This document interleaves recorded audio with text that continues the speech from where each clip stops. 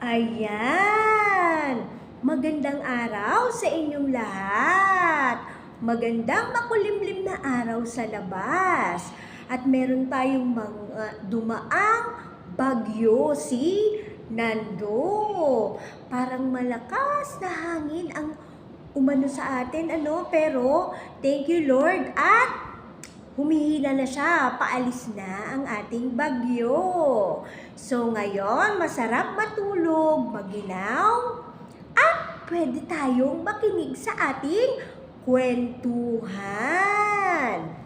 Magandang araw mga chikiting! Andito na naman ang inyong ate para magkwento at maghandog sa inyo ng kwento na kakupupulutan nyo ng mumunting mga aral.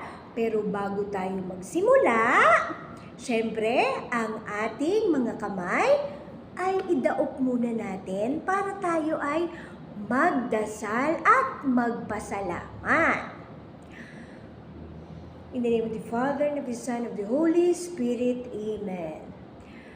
Thank you, Lord, for all the gifts that we receive every day. And God bless us all, old ones and the young ones po. And more blessings to come. Salamat po sa mga nagdaang bagyo na nalalampasan din namin po. At lahat ng pagsubok ay naway mapagdaanan namin lahat at maresolbahan lahat ng mga problema nating kinakaharap. Thank you, Lord, and God bless us all. Name the Father, and of the Son, and of the Holy Spirit. Amen. O ayan. Bago tayo magsimula, bumilang tayo ng 3. 1, 2, 3. Tara na sa ating kwentuhan. Tuklasin ang bagong kaalaman. Maraming matututunan, impormasyon na iyong kailangan. Tara na sa ating kwentuhan. O tara na, let's at magsimula na tayong magkwentuhan mga bata.